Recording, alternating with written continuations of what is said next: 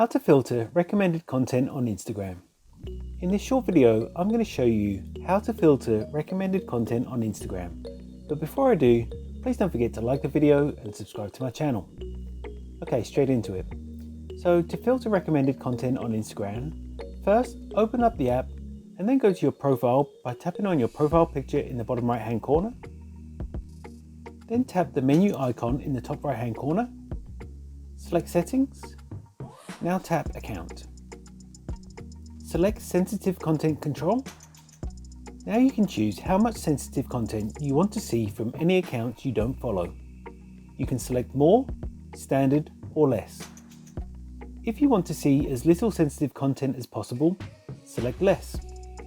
Once you've chosen the setting you want to use, tap confirm. This will limit the amount of sensitive content you'll see in recommended content, search results, your explore page, reels, and hashtag pages. And that's all it takes to filter recommended content on Instagram. If you found this video helpful, I'd love it if you liked the video and subscribe to my channel. Thanks for watching.